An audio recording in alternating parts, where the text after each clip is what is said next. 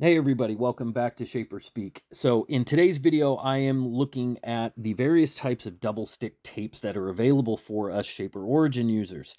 I have a handful of different types of material that I have all cut down to the same dimension, 3 inches wide by 5 inches long, to better represent the types of materials that we'll use.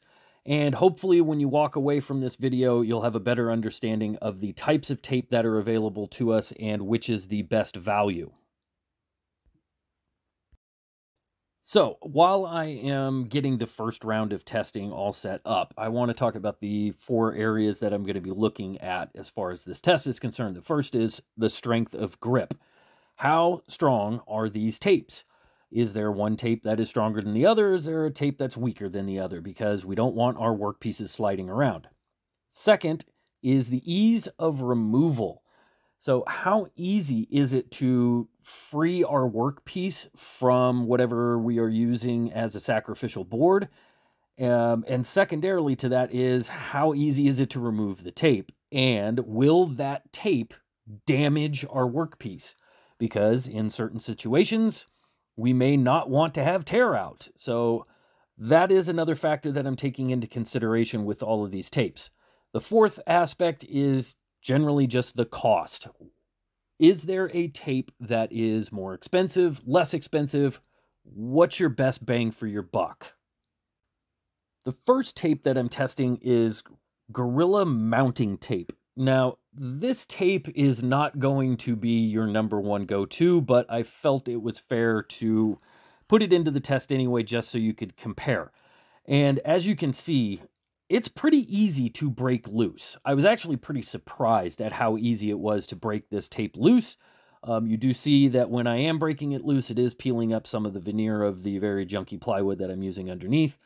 But as far as removing the tape, that was also pretty easy. It didn't leave any residue behind, anything like that. Now in the split screen, what I'm showing you is the thickness of the tape itself. It's a little over 1 millimeter in thickness, and because the tape is not all that wide, it's about 1 inch in width, your piece is going to rock, which means you're going to need more of that tape in order to prevent that rocking. And as you will see at the end of this video, this tape is not inexpensive. So I'm going to say this about Gorilla Tape. In a pinch, could you use it? Sure. Is it the best option? Probably not.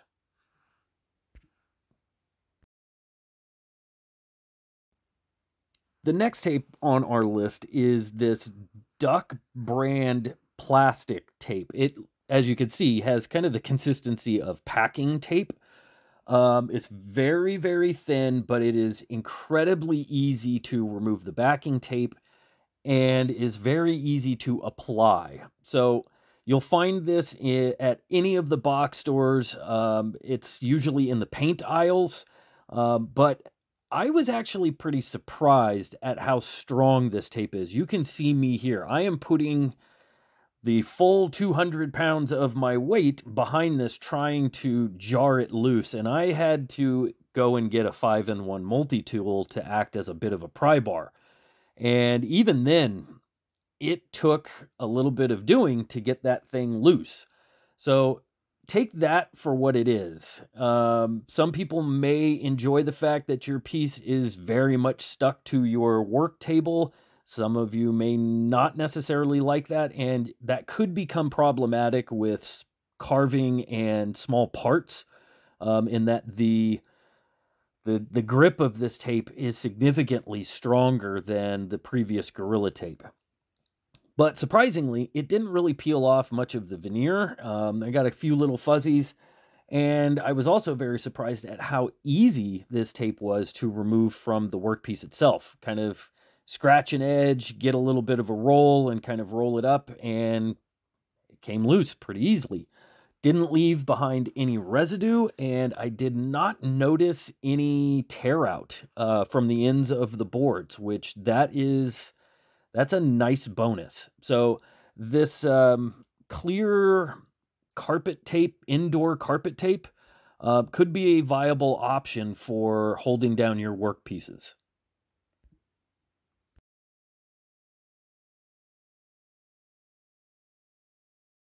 The next tape on the list, again from this Duck company, is their indoor-outdoor carpet tape. Now, admittedly, I use this tape all the time. This is my go-to when I'm in a pinch and I actually just need something to hold it down. And you can see that this tape is laid out in kind of a mesh, and it is incredibly sticky. It also, for whatever reason, I have a difficult time getting the backing off of this tape. It really is pressure sensitive, so you do need to take that into consideration when you are getting your materials ready. As far as removal of the piece, again, very much like the previous Duck product, I had a very hard time getting this loose with my hands. Actually, I didn't get any of the pieces loose with my hands, so I had to go back to that multi-tool. And I felt as I was trying to pry these apart, it took greater effort to get the 5-in-1 underneath of the piece to get it started. But once I got it started, the piece kind of just jarred loose. So take that for what it is. I did get a little bit of tear out on that plywood piece. That's probably on my part of just getting really aggressive and trying to get it loose. But as far as removing the tape is concerned, very much similar to that previous tape. Once you get it rolled, you can peel it loose with your fingernails. However, I have noticed in the past, and I think it'll show up on the sapele piece in just a moment, because this is a mesh tape, it tends to tear. So as you're peeling it loose, you may not get all of it off in one fell swoop, and you have to continue to peel, and it leaves a little bit of residue behind. Not a big deal, but something to keep into consideration. Again, if you are doing like through cuts, that could get a little bit tedious to remove.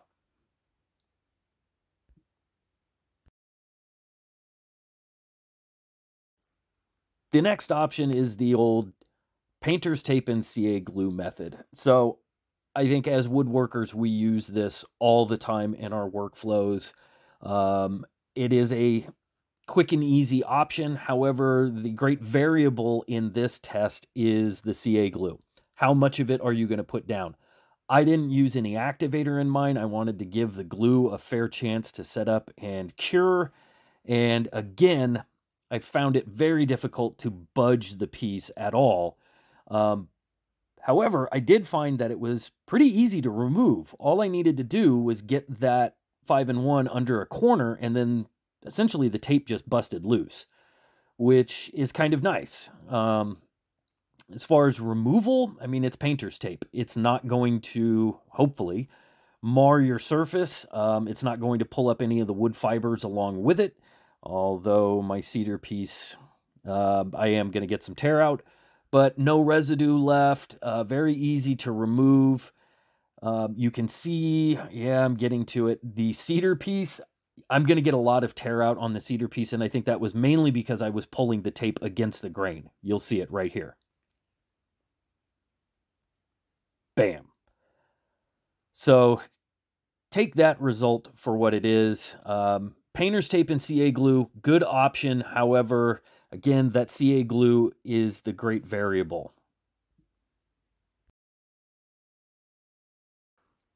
The final tape that I'm testing is Shaper's double-sided tape.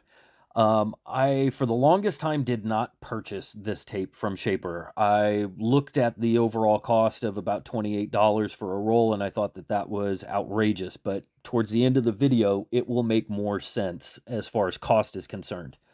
But this tape is incredibly easy to cut. It is easy to remove that backing paper.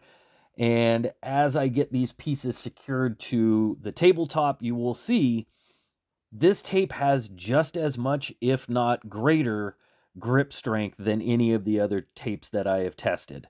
Again, I had to go to the multi-tool in order to pry it loose, but very much like the painter's tape, once I got that corner budged, the whole piece just came loose.